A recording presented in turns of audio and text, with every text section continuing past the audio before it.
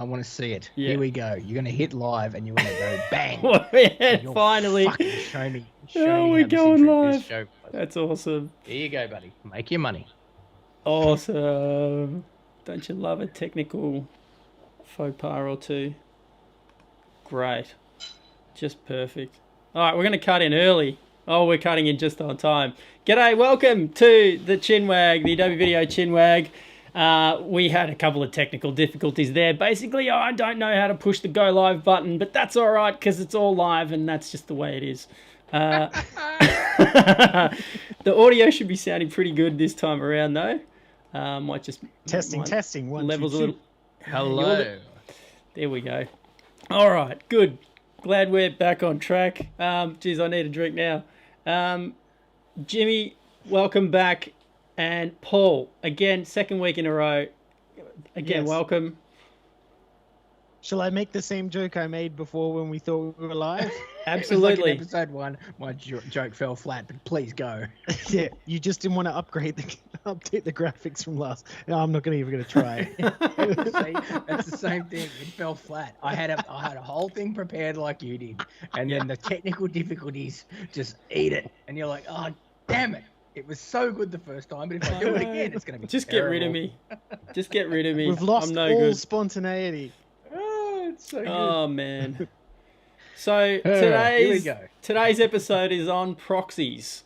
We really want to hear from those that are watching live what your workflows are and any of the little things that you don't quite understand about proxies as well, or things that kind of trip you up. You know, some of those problems that you come across. We've got a litany of things that we'd prepared to go through as well, but I'll just start with Jimmy. Tell us your story with the way that you use proxies at the moment. Then we'll go to Paul. Yeah, absolutely. So the original process I had for proxy workflow was that I was shooting stuff on the Blackmagic 2.5K camera in Cinema RAW files as they presented it. It was a gigantic, heavy format which I had no idea about. So I just thought, oh, I'm sure that Premiere will be able to play this back fine. So I'd bring these giant files in, and it was like, okay, there's 24 frames, and each frame is like 10.1 megabytes a frame, and then I've got to play that on the timeline and do an edit. And I was editing a metal video, so there was a lot of cuts that I wanted to do, and I'm like, oh, this is never going to work.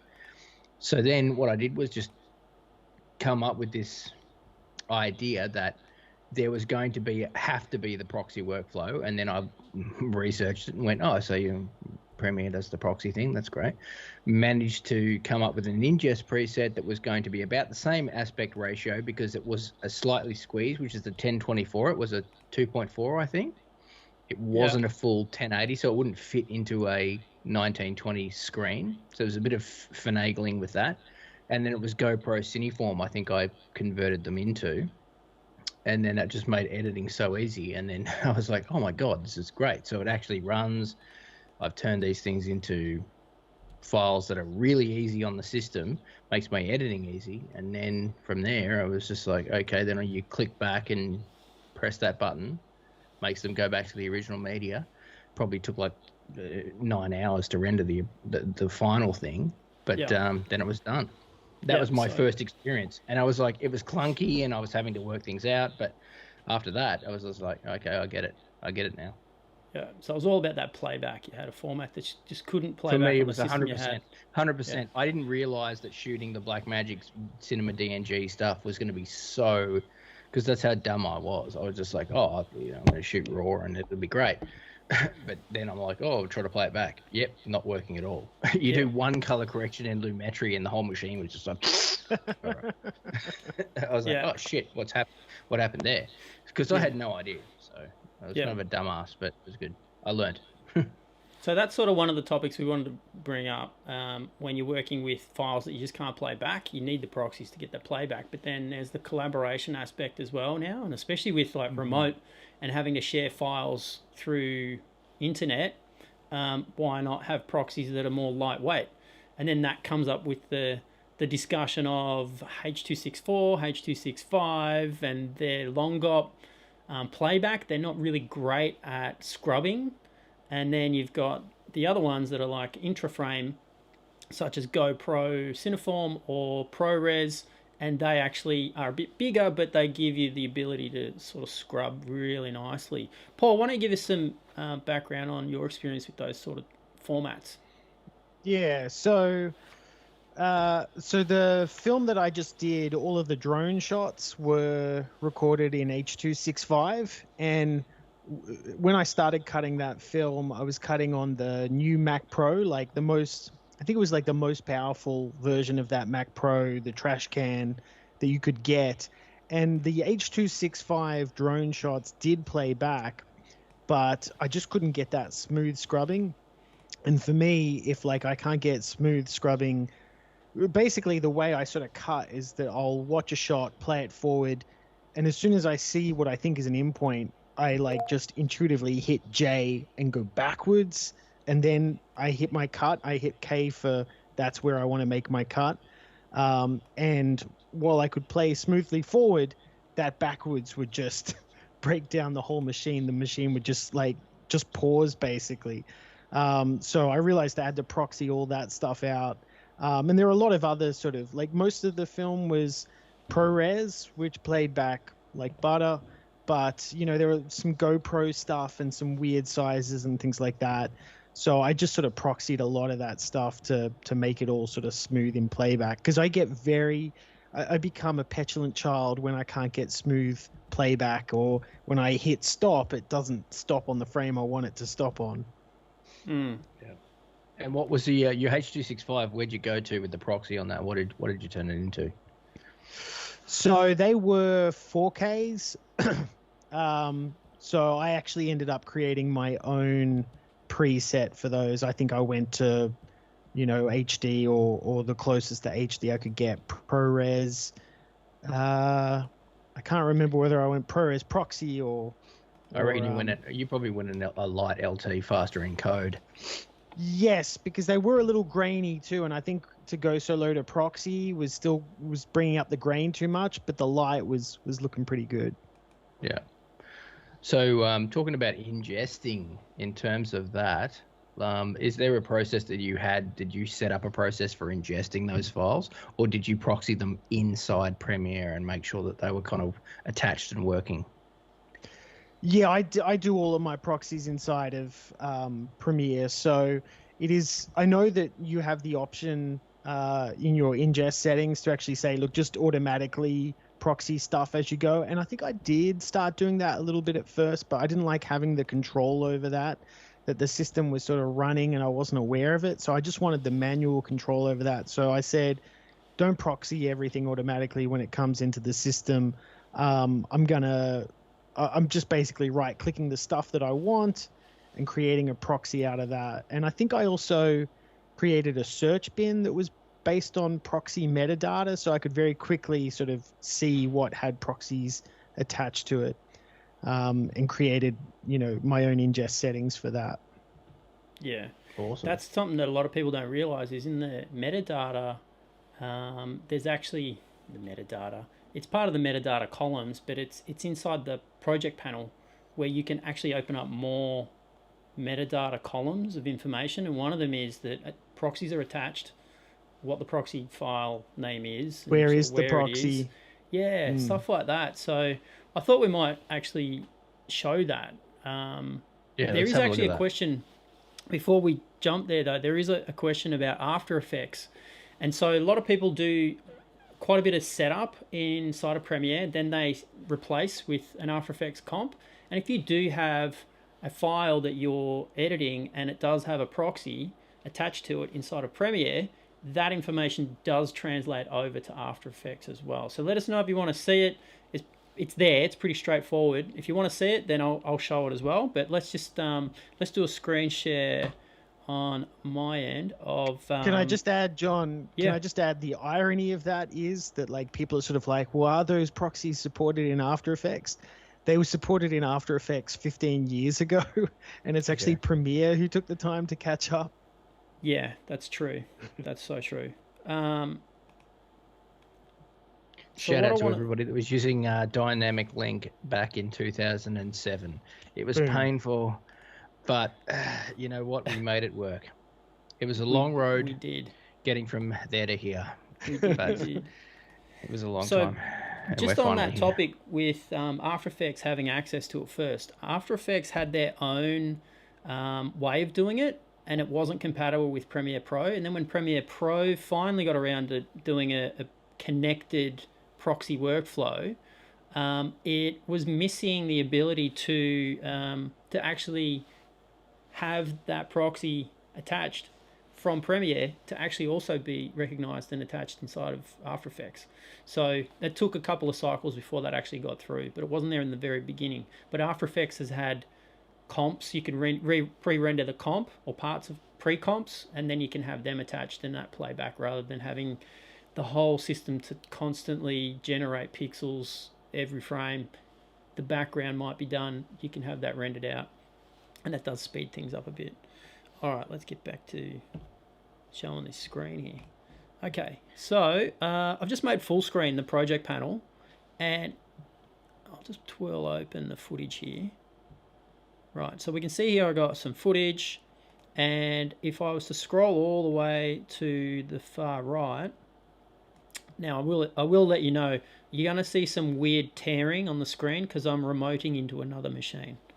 Just seems to be the way to do it with, you know, live streaming.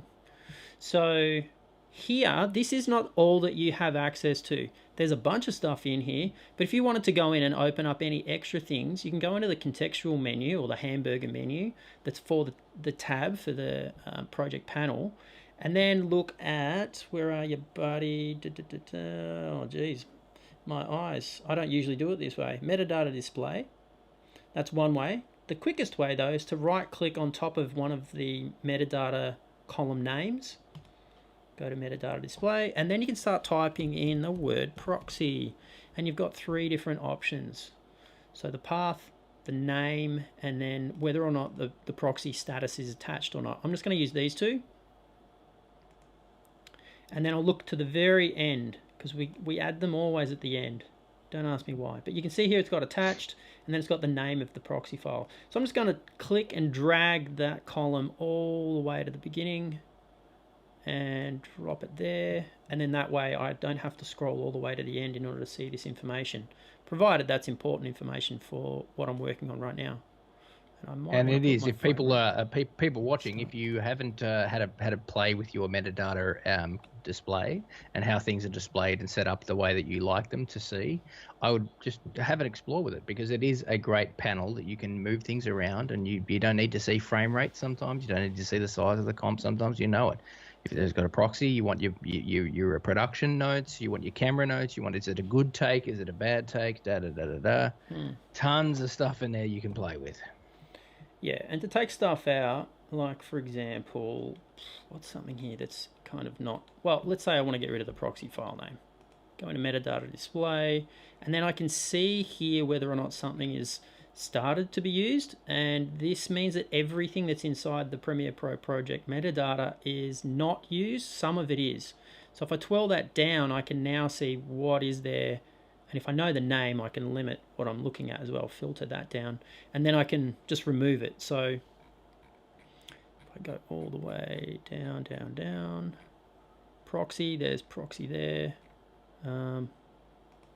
Let's just sometimes it's good to just click that checkbox next to Premiere Pro project metadata to turn everything off, and then only turn on what you want. Yeah. That's a really good way of going around it. I like that lateral thinking. So yeah, I've just unticked the proxy media file name, and then when I hit OK, you can see that closed up and went away. So that's a pretty basic kind of basic thing, but it does help to know when it is actually attached. And that actually gets me on to sort of one of the things I wanted to highlight, which is pretty new with the latest 14.3.2 update that came out a few weeks ago as of the recording of the show, where you can now officially select your files that have proxies and go in and detach the proxies. So that in itself is a pretty big thing. So let's have a look here. That's been long overdue, that addition. I know. It was always weird. when you couldn't find a way to do it other than to either move them, but then sometimes if you didn't move them far away, it could still find them. It was sort of weird. But yeah, detached proxies is now part of the workflow. So when I go in and actually disconnect one of them, you'll see how that attached now goes blank and says that there's nothing attached. And that's an interesting thing as well when it comes to the other way around. So I actually had someone talk to me, and I want you guys to have your opinion on this one. I had a customer come to me just last week, and they said they ran into an issue where they were using proxies for someone to do work outside of the head office, and then the project came back, and then they felt like it was all connected up and working. And the thing was, their proxies didn't have any little burnt-in anything, like burn-in timecode or burn-in name or anything like that, or a logo, or there was nothing there. It just looked a bit softer. And then they went to export, and it gave this warning saying that there was an offline file. Now, what do you guys think that is based on your experience? I know what it is, but I want to know if you guys can cherry pick what it is that went on there. Does that mean that it's linked up to the proxies as though it's the HD media when they've reconnected? Jimmy, do you want to have a crack? I have no idea. No, that means it's only connected to the proxies, but not to the HD media. Haha, that's it. So there was one file that somehow got disconnected to the source, to the original file. And so the status in the properties of the clip, so the clips that you see inside of the project panel, that clip is just a container, and inside that container has got what the file is, where it is, the size, codec, and all that sort of stuff. And it has two tiers of it. The top tier is for the source, and the bottom tier is if it has an attached proxy. And even though when you're playing around, it's not in proxy toggle mode, and I should probably show what that actually looks like. That'd be good. Some people might be new to this. Toggle mode's probably a big one because people will be like, well, what's the difference and how do I swap? Because, you know, traditional online, offline media was you capture online media and then attach it to offline media, but it was a very physical process. Yeah.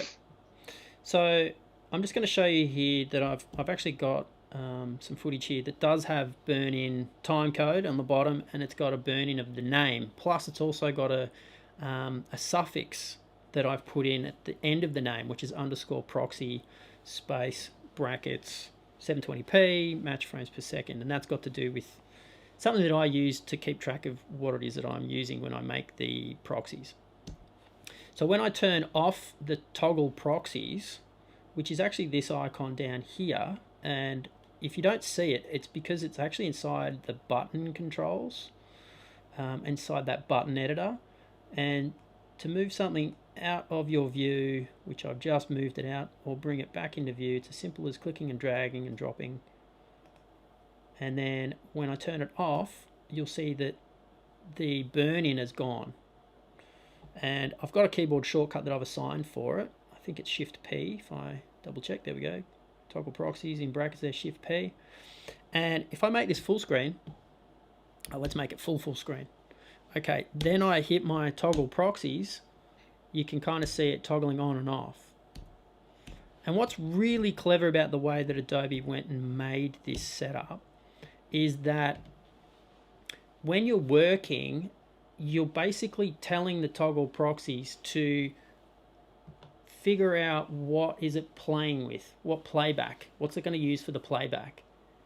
And then when you go to export, if that toggle proxies is still on, it gets ignored and it reverts to the full res, full quality source file. Then when you go to export, if it's not actually connected, it gives you a warning and says there's something missing, there's a file that's offline, because it's trying and wants to always render with the source files.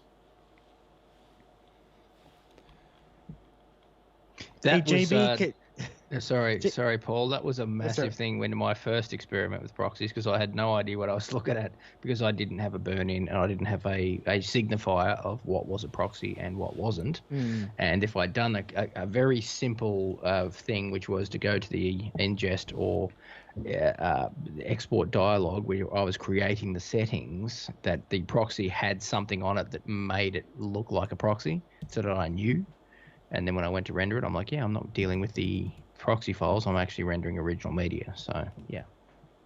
Good to confirm that. Yeah. JB, can I answer somebody's question in the feed? Yeah, man, go Because for I it. feel as though I haven't done my service if I don't say this. Do Why would it. you want to detach proxies? There are two really big reasons in Premiere Pro, and they relate to Project Manager.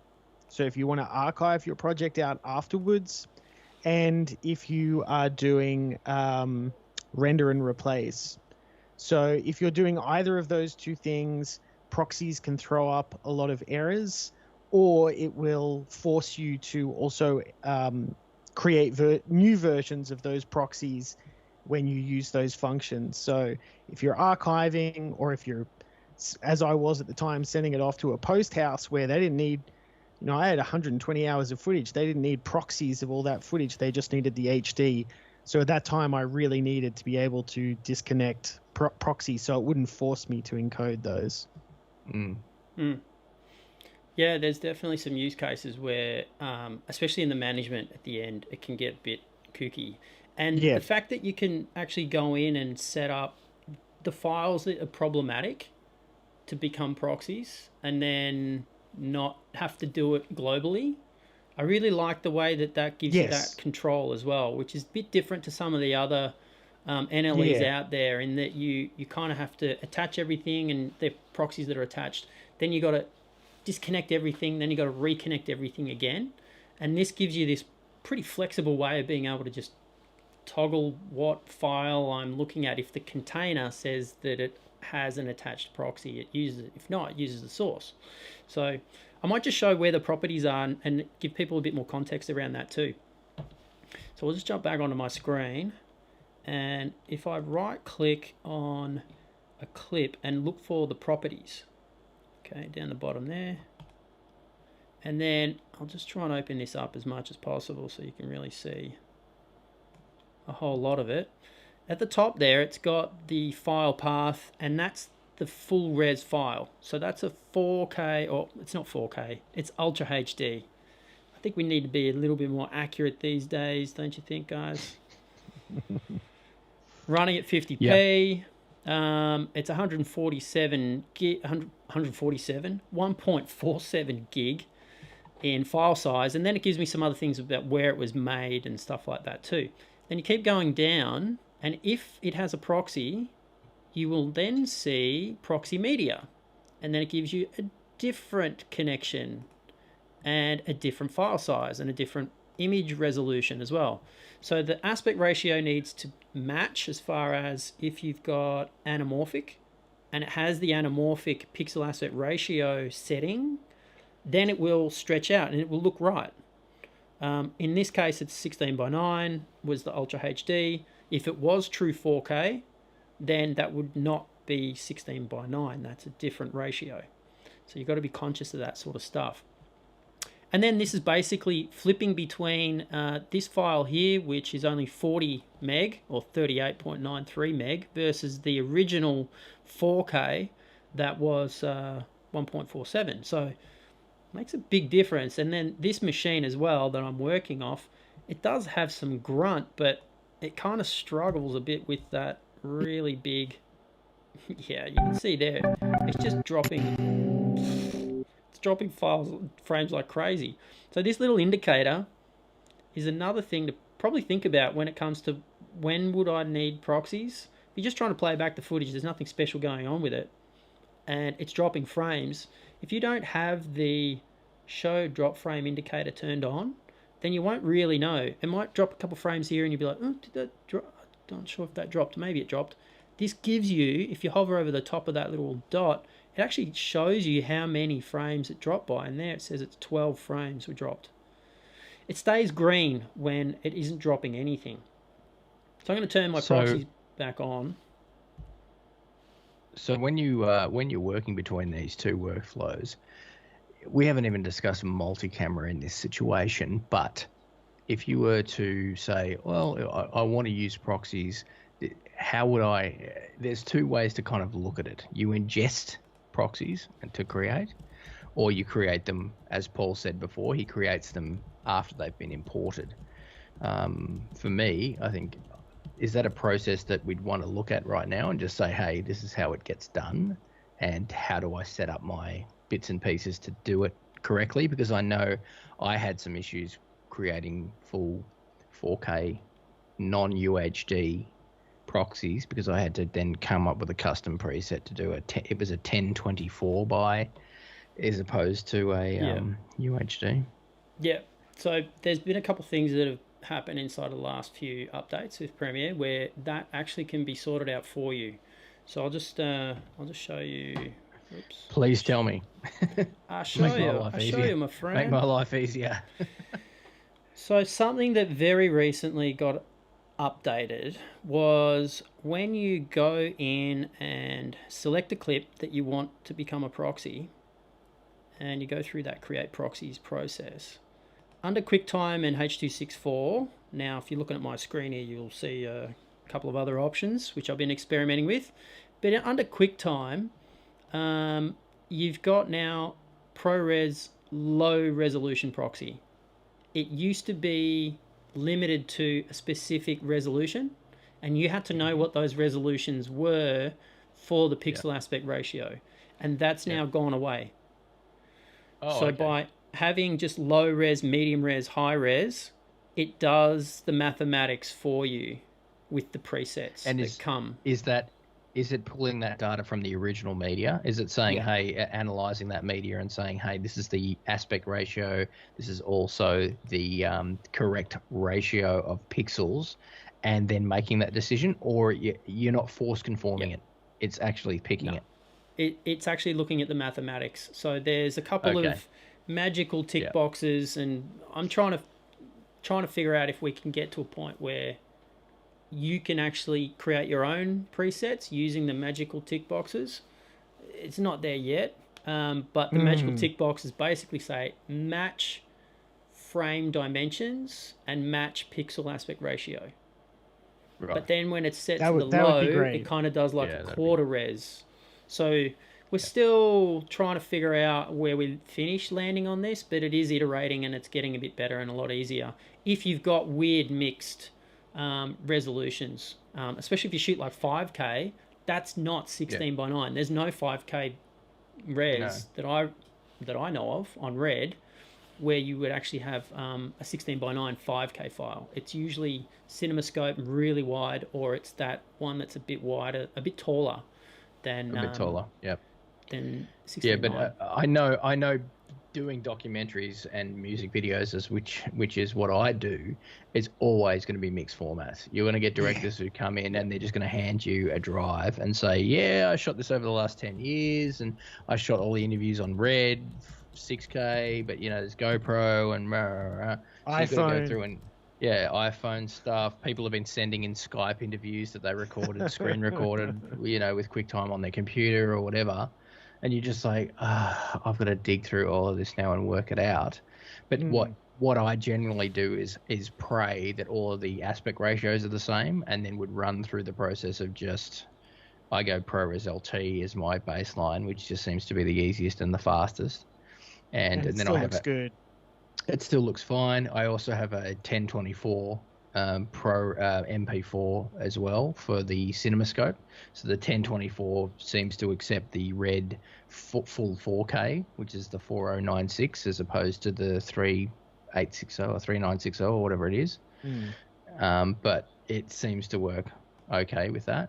But then it's just like, how do you process all this different footage into the same area? I mean, that's probably a discussion in itself, but it's faster if you can find a common ground. And now you're saying that Adobe's doing the assumptive thing where it says, I'm going to look at the original media and then actually make a decision, as opposed to you having to do that. That's great. I'm happy with that. But I think, as John said, I do feel as though the best workflow is to only proxy what needs to be proxied. Like there's no, this is not saying that you've got all these different formats and all of them need to be proxied just because they're different formats.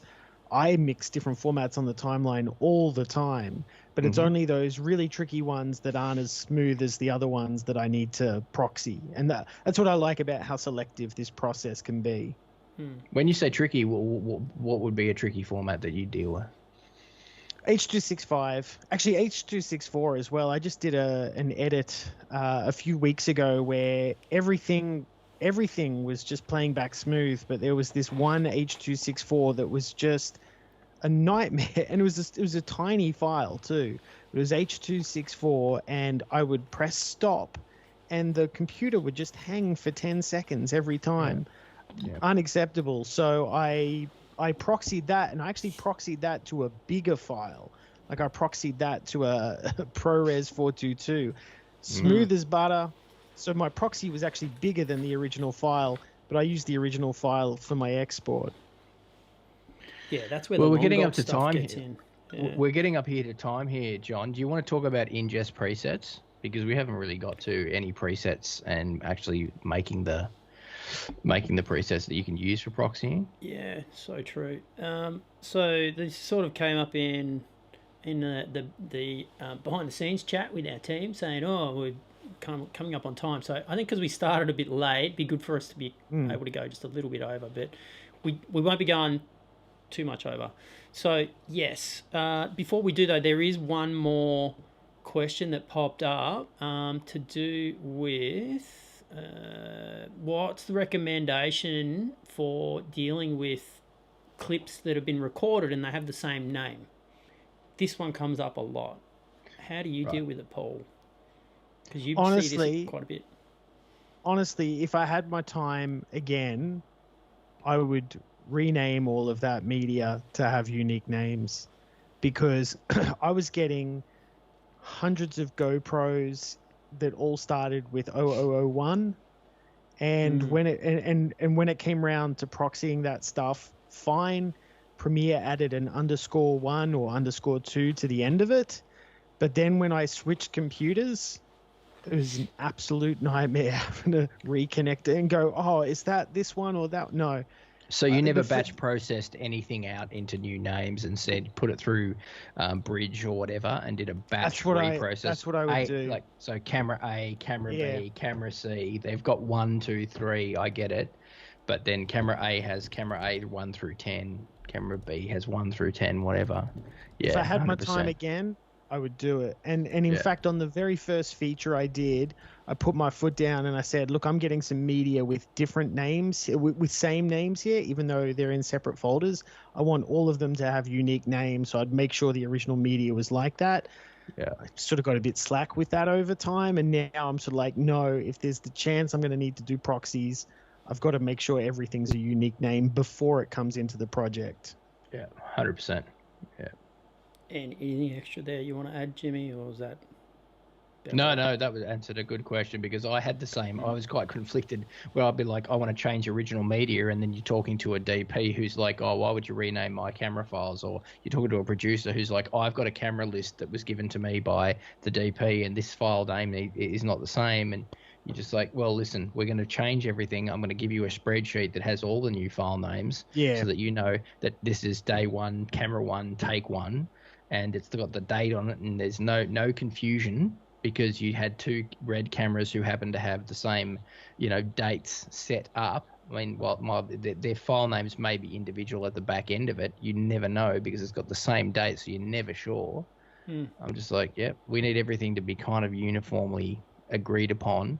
And even at the camera level, I mean, it'd be great if camera department had a good talk where they could all organise their shit and just be like, well, I'm going to be camera A, day this, and even have a little bit more information would be great, because we know that the lens data and stuff is often captured in the camera, but not a lot about what's happening in front of the camera, or we're doing a pickup, or we're just going to redo that scene, and we're not just going to call it the same number with an A next to it on the slate, that the clip is actually married into what the slate's doing, which I think would be great too. And it's best to do that with original media rather than proxy media. And I think we'll get there. We will have digital slates at some point where the digital slate will talk to the camera, and the camera will take on what has the continuity person's told to the clapper loader, and the clapper loader's written it on. I'll put it into the digital slate. The digital slate has then talked to the camera, and we're all good, because then every camera is going to have its own unique identity, and each clip will have that too. We're not quite there yet, though. Yeah. So because we are running a bit low on time, what I think we'll do, we'll actually make an episode around making presets, because that can be a little bit tricky. Yes. In itself. And there's other things that we're going to run out on time to do. But I do want to loop back on two things. One is a question that sort of has come up where you can do batch renaming through Bridge. And a lot of people don't realize that you can do that. So what I might do... Bridge is really, really handy for that. I didn't know it either. And then as soon as I learned it, I was like, oh, okay. Because I used to use it. I'm a Mac person. I used automation, and I'd create my own automation presets, which was really kind of sometimes painful. But Bridge then came up with that solution, and bang, we're back on track. Yeah. So I'm just gonna show it quickly, just the basic concept of where it is. So I've got, let's see here. I'm gonna show you a trick actually with Windows that a lot of people don't realize exists, and it is that if you find your clip and where it is. So I'm gonna open location here. Fine, all right. And then you grab the clip that you want to open in an Adobe product. So I'm going to open it in Bridge. And if I do this, if you look at the bottom there, it says pin to Adobe Bridge 2020. If I hold the Shift key, it then changes to a plus and it says open with Adobe Bridge 2020. Which means now it opens it up and it gives me the folder structure where that came from too. Pretty darn clever. So I'm going to select a bunch of these clips and then go up to Tools, Batch Rename. And then you've got a couple different methods here where you can go in and start to either add things or just swap stuff out as well. What's really good is that you can save these presets that you make, and then that way you're able to go in and continue to sort of do things where you want to batch rename things based on, say, the day. So let's have a look here. I'll just add another layer here where we've got a string substitution. The original file name comes in, find something. So in this case, I might find MOV and then replace it with ZIP. Let's have a look with that. It's got to be case sensitive. I know it's going to go bad, but I want to show you here how I've got this is coming in. All right, let's just get rid of that there. And again, as an editor, you can be doing this, or you could be discussing if there is a DIT person on set who's doing the data wrangling. You can have a discussion with them. Hopefully, production is smart enough to be forward-thinking to say, let's have the editor chat to the on-set data person. Maybe they could come up with a file naming and structuring situation where they have an ABC camera situation that those files are then getting saved, pulled from the camera, backed up on set with the DIT person, and that they have a consistent and well regimented file naming structure, and then the editor doesn't even have to worry. And so you and I, Paul, then get to the job of actually editing the videos as opposed to naming them. Because also, proxies aside, you really should be having unique named media anyway. It's just going to make when you're on a big job, when you've got a lot of media, having unique named media rather than dupes, it's just always going to make your life easier anyway. Yeah. And people don't really think about that because in the rush of production, they're always just like, turn the camera on, start shooting. Yeah. There's for this renaming thing though, there's quite a few tutorials out there where you can look at how this works. I just wanted to show you here where I've just taken a name which is Barley, and replaced it with Germany. And then here it gives you a preview, and that 5, which is the 5 selected across the bottom there, 5 clips will be affected, where the word Barley will be replaced with Germany. And if you wanted to be adding things on, then you basically go in and select the correct type of option of what you want to do in here. And so for text, I might put in here day 001, and then you can start to see how this starts to give it a bit more context as well. So yeah, there's different things that you could be doing in order to adjust the name of the file. If you wanted to leave in the extension, so you might do current file name. I might get rid of this Barley thing here. And then I've got here text, and this order makes a difference as well. So I can swap around the order and see how now it actually put ritual underscore day 001 rather than, you know, the original name, original case, and then if I swap it around, you can see how that made that difference. So I don't want to bang on about that one too much, but that's definitely something that's underutilized. It's been around for a very long time, and it's something that people can go in and start experimenting with straight away. Now, the last thing I wanted to show, which I should be able to do pretty quickly, is how the proxies go over to After Effects. So I've already got After Effects open, and if I was to right click and replace with After Effects composition on one of the clips in the timeline, it's going to open up inside of After Effects, and we've got to name this. So this is something you've got to be conscious of. If it doesn't have a name, then there can't be a way for it to have a dynamic link, and that's what we're making, a dynamic link. I'll put this on the safest place you can put any file on the desktop. And I'm going to call it test. I've seen your desktop, John. I don't know if that's the safest place for it. It's meant to be a joke. It's meant to be the most hilarious joke. All right, I've got a comp. If I flip back over to Premiere, it's a joke. Sorry, it's inside. It's a joke. It's a joke that just keeps on giving, isn't it? It does. So notice here inside of Premiere, it's actually showing me the full res file without the proxy burn-in, right? And that's because it's turned off by default, because let's face it, why would you really want to do something inside of After Effects with crappy media, the lowest res? You wouldn't, but sometimes you want to, you know, use it as a placeholder, or you want to use it to work out the compositional structure of something, and it doesn't matter. So I'll show you how you go back and you can actually turn it on. So it's not turned on, but I can see up here next to the name of the clip itself, there's actually a little tick box, which if I tick, it now shows me the proxy media.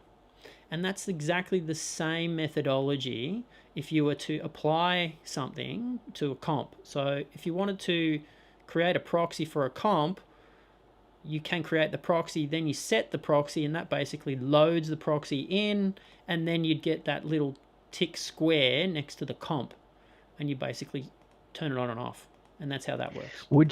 Would you suggest that proxy file is good for motion tracking stuff if you're going to do a full screen motion track of stuff, or would you want to go, I'll just use the original media? You could use the smaller one, but the thing is, would it translate? Would it translate between the new one and like the main the master media? Yeah, that's a really good question. So here's the thing. This is why that really doesn't make that much of a difference. Is that if I look at the comp settings, it's actually still full HD, which is based on the timeline. So it actually, when you send clips over from Premiere to After Effects, it takes the timeline resolution and time base and makes the comp the same as the sequence in Premiere. So even if your clip is some other time base and some other resolution, which you can see here actually, if I just crash zoom into that, the comp is 23976, which is the sequence, but then the clip is 5994. And so that's kind of how that works. But yeah, I just wanted to show you how that works. I think there's so much more things that we could be messing around with around proxies. I've got a list of stuff that I think we could do. We could do another episode on it. We could do a .1 update on the topic. We've gone about time. We started a little bit late. I just want to thank our hosts again for showing up. Thank you, Jimmy, as always. You've been a steadfast co-host. And Paul, thanks for coming 2 weeks in a row.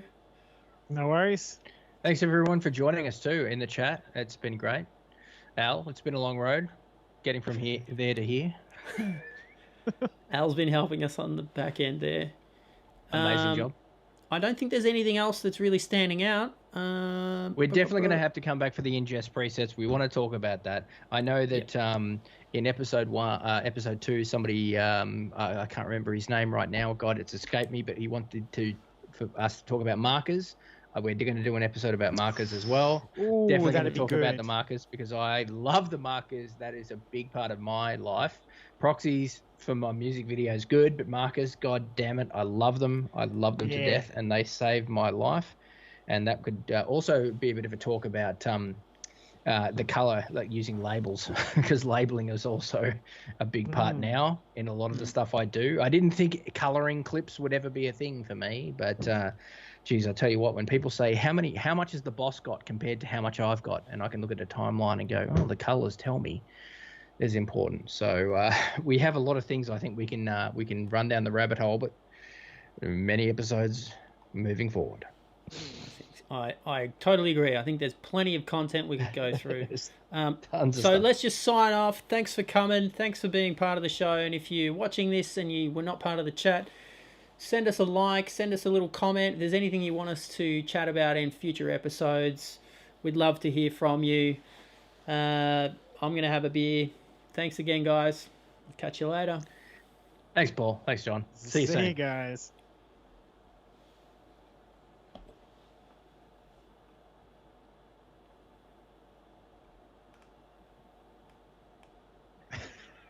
It's been a long road getting from there. I've been planting